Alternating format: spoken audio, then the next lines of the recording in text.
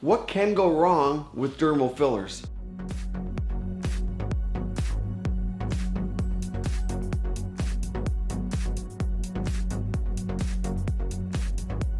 Hi, I'm Dr. Johnny. Not everything is perfect with dermal fillers. Let's see what can go wrong. Okay, so it's all the craze. Everyone's getting fillers. Thousands are done every day in this country. A lot of Instagram, social media shows all the glory and the beautiful results and the best before and afters that exist. It's not all that way, and things can go wrong. I'm gonna go through 4 not so bad things, and then I'm gonna go through, at the end of the video, 4 bad things. So let's start with the not so bad. Number 1, redness, swelling, bruising, a bit of irritation. Those are all things you should pretty much expect. Number 2, and this you might think is a good thing, but it can be something not so good either. Number 2 is they ended up liking it. So what happens is they want more. And when they want more, sometimes they want more and more. When you get these products, people get attention, whether it's lip filler or a high cheek or rejuvenation or glow. It creates attention and people can like it to the point where they get too much done. The next one is, number 3, it doesn't last. For a lot of people, not lasting is certainly not enough doing enough product. It's also getting used to the product that they've had, because when people think of a result in their mind, they have an idea that they're trying to convey to the provider, and that congruency is really important, that they understand each other. But a lot of times they might think it just doesn't last long enough for what they spent, so longevity ends up being a problem of the fillers. Number 4, they just don't like it. They don't like the result. They don't like having this product in their face. They don't like the feel. They don't like the reaction from other people. So there's a lot of emotion involved in these treatments. It's emotionally charged, and you're changing the way you look. It's not something you hide. It's not a body part. It's not losing weight. It's not breast or buttock implants. It's something that everyone sees every day no matter what. You can't hide it or mask it. So let's go to the not so good problems. The first one is, we all dread vascular occlusion, and that's by putting product in or swelling around a vessel. I believe it can happen both ways. The latter is a little controversial, but I really believe it happens. 70 to 90% of providers would think that you can get an external compression as well. Some don't. Either way, stopping blood flow to an area is never good. It's the same thing for a stroke.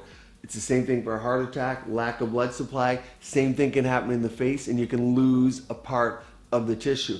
I did a video on vascular occlusion, a whole video on it, and I'll post a link in the description below so you can watch that video for a more complete scenario of what that looks like and what it is. Number 2, delayed onset nodules. Now, this is a very big topic. You could do a 20-minute discussion, and that still wouldn't be enough. But essentially, the product's in there, everything's going great, and then for one of many reasons, at 1 month to 8 months is typical, all of a sudden the filler swells and the body reacts to it.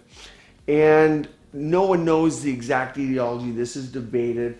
That's why a lot of times people like dissolvable fillers, because it gives you one avenue of getting rid of that problem. It's not the total answer, because it can take a little bit more than just dissolving, but delayed onset nodules, where the filler and the body react after it's in place. Number 3 would be granuloma, seen especially with longer term products. It's when the body just says, I don't like it, and attacks it. And it's one of the reasons that things like calcium hydroxylapatite, Sculptra, or Belafil, the longest term products on the market, the latter two, are 50 microns or less in size. And that's kind of the magic number. Particle sizes that are larger than 50 microns, the body wants to get rid of it. Imagine if you have a step on a needle or a wood splinter. You get a wood splinter, what does the body do? It has to extract it and get rid of it. It can do that to fillers, and that's called a granuloma. That's different from delayed onset nodules, but it's something that happens, and it has a whole treatment regimen, and it's not good when it happens. We don't like that. The fourth one is nodules. Now, I'm not talking about just like a lip filler nodule that came up. You can dissolve that and get rid of it. I'm talking about clumping of product such as PLLA, such as PMMA, and sometimes you get it with hyaluronic acid products where the product just sticks together and forms a nodule, lump, or bump. This is more easily treated than the first three problems, but people sometimes don't like to feel a lump, bump, or irregular area. Even though they might not see it, they might feel it. And a lot of times we just let that be. So a nodule would be different. And also with a nodule, there's no inflammatory reaction. The body's not attacking a nodule. It's simply too much product in one area. So I hope that helps. There's things that can go wrong with fillers. It's not all the glory that it seems to be on social media and Instagram and even here on YouTube.